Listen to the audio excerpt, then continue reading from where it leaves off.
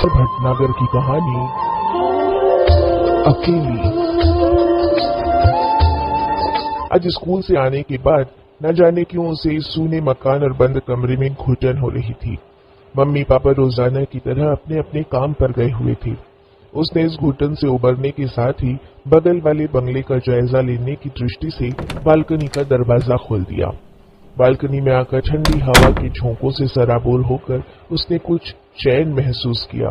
तभी उसकी नजर अचानक उसके घर तक फैले बगल वाले बंगले में एक बूढ़ी औरत पर पड़ गई। उसने इतने दिनों में पहली बार उस सूने बंगले में किसी को देखा था।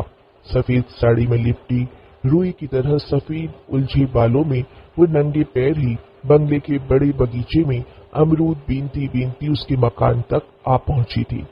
उसने बड़ी निरीह नजरों से उसे देखा। मुंह ऊपर उठाए हाथों में अमरूद लिए उसे एक टक देखने लगी तो अनायास ही डर गई। वो बालकनी से झट से कमरे के अंदर से छिटकनी लगा ली और जोर जोर से धड़कते दिल को थामे कमरे की खिड़की पर आ गई।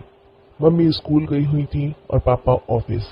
अकेली होने के कारण वो बहुत घबरा गई, मगर हिम्मत करके खिड़की से उसने बुढ़िया को देखा। बुढ़िया हाथों में अमरूद थामे मायूस सी कुछ देर यूं ही उसकी खिड़की की तरफ टकटकी लगाए देखती रही। फिर बगीचे से सूखे पत्तों को पैरों तले रौंदती हुई बंगले के गेट की ओर बढ़ गई। शायद सड़क पर जाते हुए किसी बच्चे को उसने अमरूद देने के लिए हाथ बढ़ाकर आवाज भी लगाई, मगर वो बच्चा भी बुढ़िया को देखकर डर कर भाग गया था। वो इस कॉलोनी में नई नई आई है। 100 गज में बड़ा छोटा सा 2 कमरों का फ्लैट। उसकी मम्मी तो बड़ा मकान खरीदना चाहती थी, लेकिन उसके पापा ने ही ये छोटा मकान पसंद किया है। ठीक भी है, 3 प्राणियों वो खुद और उसके मम्मी पापा के लिए इससे बड़े मकान का होता भी क्या। वो अपने पापा के प्रत्येक निर्णय से न जाने क्यों सहमत हो जाती है। उसे पता है उसके पापा जो भी निर्णय लेते हैं सबके साथ सलाह मशविरा करके और उसे बहुत सोच समझ कर समय और जमाने के अनुसार ही लेते हैं। तभी तो उन्होंने मम्मी को शादी के पश्चात भी पढ़ाना जारी रखा और MA BEd कराकर ही छोड़ा। यही वजह है आज मम्मी भी स्कूल में अध्यापिका के पद पर नौकरी कर रही है और परिवार को कोई भी आर्थिक समस्या नहीं होती। उसे उसके पापा ने अपने परिवार की जो कहानियां आज तक बताई थी, उसमें बड़े परिवार के साथ ही लड़ाई झगड़े, पारिवारिक क्लेश और इन सब का एकमात्र कारण रही आर्थिक तंगी ही था। हो सकता है पापा ने इन सब बातों से ही सीख लेकर परिवार केवल उस तक ही सीमित रखा, मगर उसे अकेलापन न जाने क्यों खलने लगा है। विशेष तौर से तब से जब से वे इस कॉलोनी के नए मकान में आए हैं और जब से उसने घर तक फैले बगल वाले बंगले में उस बूढ़ी औरत को अकेले घूमते देखा है। बुढ़िया का बंगला क्या, हवेली थी। करीब 10 कमरों और बड़ी पोर्च वाली हवेली, और उसके चारों ओर फैला था ऊंचे ऊंचे कचनार, बेल और अमलतास के पेड़ों का जंगल। बंगले के चारों ओर ऊंची दीवारें और पोर्च के ठीक सामने एक लोहे का ऊंचा मगर बहुत पुराना गेट। बंगले की पुताई शायद 20 वर्षों से नहीं हुई होगी, इसलिए दीवारों का रंग तो क्या सारा प्लास्टर तक उधड़ चुका था। पेड़ों के बीच उगाई झाड़ियां और घास, सब कुछ मानो उस बुढ़िया के सफेद बालों के जंगल सा। कॉलोनी के सभी मकानों से अलग दूर है उसका बंगला, जिसकी सीमा ठीक उसके फ्लैट तक फैली है। बुढ़िया को देखने के बाद न जाने कैसी बेचैनी उसमें भर गई थी। कौन है, अकेली क्यों रहती है, परिवार वाले कहाँ गए, उसकी सुध लेने कोई क्यों नहीं आता, कैसे रहती होगी इतनी बड़ी हवेली में अकेली, क्या डर नहीं लगता होगा। हो सकता है हवेली के मालिक कहीं बाहर रहते हो और बुढ़िया को रखवाली के लिए छोड़ रखा हो, मगर फिर भी कोई तो होना चाहिए, पति, बेटा, बेटी, भाई, बहन। वो जितना उस बुढ़िया के बारे में सोचती उतनी ही जिज्ञासा, उतने ही प्रश्न उसके मना मस्तिष्क में छा जाते। दूसरे दिन उसके स्कूल से आते ही उसके दिमाग में बुढ़िया का ख्याल कौन था। न जाने कैसा अजीब खिंचाव महसूस करने लगी उस बुढ़िया में, एक अजीब जिज्ञासा, एक अजीब रिश्ता। शायद दोनों के अकेलेपन ने उसके ज़हन में बुढ़िया से अनजाने रिश्ते का बीज बो दिया था। वो जैसे ही बालकनी में आई उसे बुढ़िया दिखाई दी, वही दोनों हाथों में अमरूद लिए, कमर झुकी हुई, चेहरे हाथों पर झुर्रियां और आंखों में अजीब सी चमक। बुढ़िया ने उसकी बालकनी की तरफ हाथ बढ़ाकर उसे अमरूद लेने का आग्रह किया। इस बार उसे पहले जितना डर नहीं लगा, मगर फिर भी उसका कलेजा तेजी से धड़कने लगा। वो उसे एक टक निहारती रही। बुढ़िया ने इस बार अपनी कपकपाती आवाज में उससे पूछा, इस मकान में नई आई हो बेटा? हाँ, उसकी आवाज डर के मारे जैसे गले में ही घुट कर रह गई। क्या नाम है तुम्हारा? चीकू। कितना मीठा नाम है, चीकू। तभी तुम मुझसे अमरूद नहीं लेती। शायद तुम्हें चीकू पसंद होंगे और इसीलिए पापा ने तुम्हारा नाम चीकू रखा। मगर आज ये अपनी दादी के पेड़ के अमरूद भी खाकर देखो, बहुत मीठे हैं। उसने हाथ उठाकर पुनः अमरूद लेने का आग्रह किया, मगर वो बोली, नहीं, मैं अमरूद नहीं खाती। अच्छा, कोई बात नहीं, मगर बेटी तुम तो मेरी नई पड़ोसन हो, मेरे घर तो आ सकती हो, मेरे घर तो आ सकती हो। हाँ, आऊंगी, कहकर उसने कमरे में आकर दरवाजा बंद कर लिया। फिर दिल नहीं माना तो कमरे की खिड़की से आकर झांका। बुढ़िया उदास मन और बोझिल कदमों से पोर्च की तरफ बढ़ रही थी। उसने बुढ़िया के साथ ऐसा बेरुखा व्यवहार क्यों किया, ये वो भी नहीं जानती, मगर मन ही मन दुखी हो वो बुढ़िया को बंगले में प्रविष्ट होते देखती रही। इस बार स्वयं के व्यवहार और बुढ़िया के अकेलेपन पर उसकी आंखों में आंसू भर आए। रात भर उसका दिमाग बुढ़िया के ख्यालों में खोया रहा।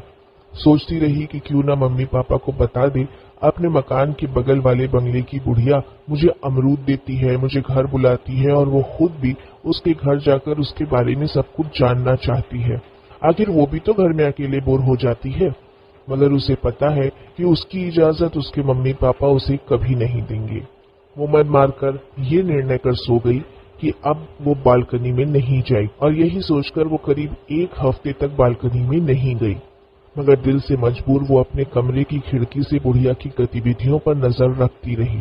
जब स्कूल से आकर वो कमरे की खिड़की में बैठती तो पाती बुढ़िया रोज अपने घर से निकलकर उसके मकान तक आकर बालकनी में बड़ी आस से झांकती और उसे न पाकर उदास बोझिल कदमों से वापस लौट जाती। और एक दिन उसका दरवाजा खड़का। इत्तेफाक से उस दिन उसकी मम्मी पापा भी घर पर ही थे। मम्मी ने दरवाजा खोला तो उसके कानों में बुढ़िया की आवाज पड़ी, चीकू है घर में? उसकी मम्मी ने उस बुढ़िया को न जाने क्या समझा और बेखबर होकर कह दिया, नहीं, वो अपनी सहेली के यहाँ गई है। अच्छा, कई दिनों से उसे बालकनी में नहीं देखा तो मैंने सोचा कहीं उसकी तबीयत खराब तो नहीं। मैं इसी पास वाले बंगले में रहती हूँ, उसके लिए मैंने अपने हाथों से लड्डू बनाए थे, ये उसे दे देना। कहना दादी आई थी उससे मिलने। उसकी मम्मी ने न चाहते हुए भी लड्डू ले लिए और अच्छा कहकर दरवाजा बंद कर दिया, और वो चाहते हुए भी मम्मी से कुछ न कह सकी। मम्मी ने लड्डू रसोई के आले में रखते हुए उससे पूछा, कौन है ये बुढ़िया? तेरा नाम भी जानती है और तेरे लिए लड्डू भी लाई है। ऐसे किसी को मुंह मत लगाना और न ही किसी की दी हुई कोई चीज खाना, आजकल जमाना बड़ा खराब है, कहते हुए अपने कामों में व्यस्त हो गई थी। दूसरे दिन स्कूल से आते ही लड्डुओं का ख्याल आया। मम्मी की बातों को दरकिनार कर उसने एक लड्डू मुंह में डाल लिया। कितना स्वाद, कितना प्यार और स्नेह था बुढ़िया के उन लड्डुओं में। और कुछ दिन बाद ही बुढ़िया ने बंगले से बाहर निकलना बंद कर दिया।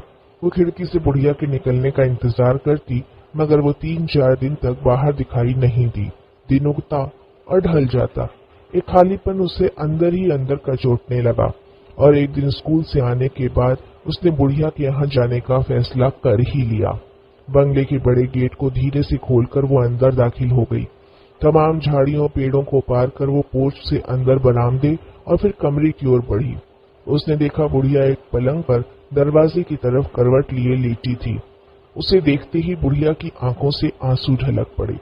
कांपती आवाज में बोल पड़ी, मुझे पता था तुम जरूर आओगी, इसीलिए मैंने दरवाजा खुला रखा था।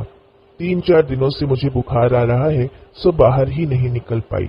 बुढ़िया कहती जा रही थी और वो उसके पलंग पर पैरों के पास बैठी रोती जा रही थी। न जाने कौन सा रिश्ता उसे रुला रहा था। बुढ़िया का ध्यान उसकी ओर गया तो वो बोली, अरे पगली, रो क्यों रही है? मैं मर थोड़े ही गई हूँ, बुखार हुआ है, थोड़े ही दिनों में उतर जाएगा। मगर दादी, तुम अकेली क्यों रहती हो? क्या परिवार में तुम्हारे कोई नहीं? कैसे पकाती हो, कैसे खाती हो, हारी बीमारी में कैसे अपने आप को संभालती हो? ये सोच सोच कर मैं मरी जा रही हूँ। क्या तुम्हें देखने वाला इस दुनिया में कोई नहीं? उसने सुबकते हुए कहा। बुढ़िया एक पल को खामोश बंगले की ऊंची छत को घूरती रही। फिर उसने कहना शुरू किया, सब कोई है सिवाय उनके। वो तो भरा पूरा परिवार देखकर फूले नहीं समाते थे। 6 बच्चे थे इस घर में। किलकारियों से सारी हवेली गूंजा करती थी।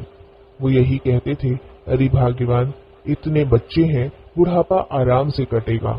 चार चार बेटों की चार चार बहुएं, 2 दामाद, मगर उन्हें क्या पता था कि किस्मत में क्या लिखा है। एक दुर्घटना में मृत्यु होने के बाद एक एक करके सब विदेश चले गए। थोड़े समय के बाद अपनी अपनी बीवियों को भी साथ ले गए।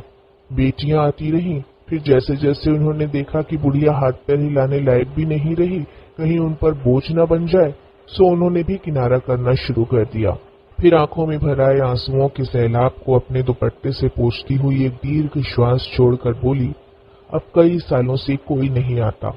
एक बार एक लड़का अपने साथ लेकर भी गया था, मगर वहां का हवा पानी मुझे माफिक नहीं आया और मैं बीमार पड़ गई। वहां डॉक्टरी इलाज इतना महंगा और किसी को फुर्सत नहीं, सो मुझे वापस यहीं आना पड़ा। अब कोई सुध नहीं लेता। बेटे पैसा भेज देते हैं, बस। बेटा दुनिया में अकेली आई थी, अकेली ही चली जाऊंगी। इतने बड़े परिवार में जान खपाई, मगर कौन किसका दुख बांटता है। अकेलेपन के कारण तुझे देखा तो बड़ा अच्छा लगा। न जाने क्या बात है तुझमें जो तेरी तरफ खींचती चली गई, वरना अब मेरा इस दुनिया में कौन। कहते कहते बुढ़िया की आंखें दुख और बुखार से पथुरा सी गईं। उसने उनके आंसुओं को पोंछते हुए कहा, दादी तुम अकेली नहीं हो, मैं हूँ। मैं आऊंगी तुम्हारे पास रोज। कहते हुए बिना कुछ कहे अपने आंसुओं पर नियंत्रण पाने की नाकामयाब कोशिश करती हुई वो बंगले से निकल गई। आज उसे अपने अकेलेपन का कोई दुख नहीं था। शायद उसके पापा ने सही निर्णय लेकर ही इस पृथ्वी पर ज्यादा औलादों का बोझ नहीं लादा।